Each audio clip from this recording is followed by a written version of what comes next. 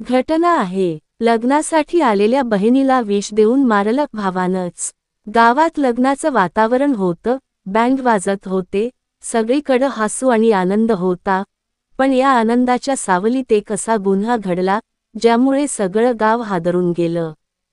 सख्ख्या भावानेच बहिणीला विष देऊन संपवलं आणि जेव्हा कारण समोर आलं, तेव्हा सगळ्यांचे डोळे पाणावले. सीमा एक शिकलेली, नोकरी करणारी, सुंदर आणि समजूतदार मुलगी. ती काही वर्षांपासून मुंबई राहून काम करत होती. तिचं लग्न ठरल्यामुळे ती खास गावात परत आली होती, मावस भावाच्या घरी.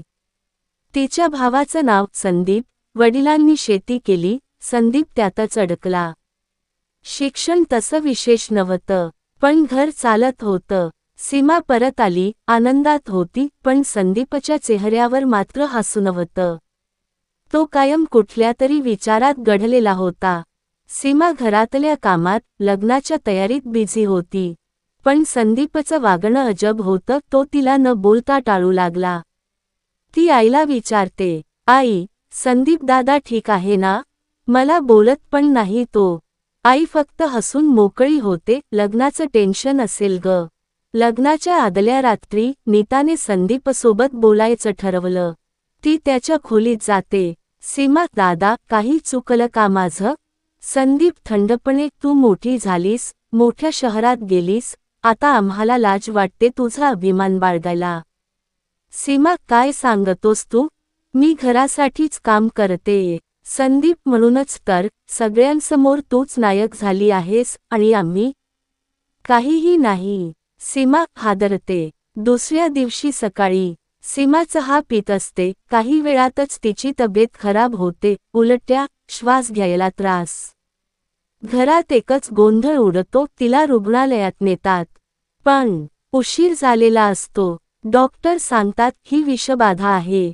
आई रडत बसते. संदीप मात्र शांत असतो. पोलीस तपास सुरू होतो. प्राथमिक तपासात बहिणीच्या कपात सायनाईड आढळतं. घरातल्या लोकांवर संशय येतो. पोलीस विचारतात, घरात सायनाईड कुठून आलं? कोणी काही बोलत नाही, पण चौकशी दरम्यान एक मुलगा सांगतो, मी संदीप दादाला केमिकल शॉपमध्ये काहीतरी विचित्र विचारताना ऐकलं होतं. पोलीस लगेच संदीपला ताब्यात घेतात. तपासात संदीप तुटतो. तो कबूल करतो. सीमा लहानपणापासून हुशार होती. तिच्या यशामुळे घरात माझी किंमतच उरली नाही. गावात सगळे तिचं कौतुक करत. तिचं लग्न ठरलं आणि मला वाटलं आता ती पूर्णपणे घरातून बाहेर. तिचा काय संबंध उरेल आपल्याशी? मी संपलो म्हणून मी तिच्या चहात विष टाकलं.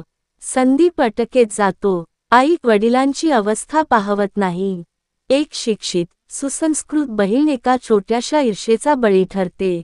शिक्षण, पैसा आणि यश सगळं मिळवूनही काही वेळा माणूस अपयशी ठरतो, जेव्हा त्याला घरातच पाठीत खंजीर खुपसला जातो. चॅनलला नवीन असाल तर लाईक आणि सबस्क्राईब करा.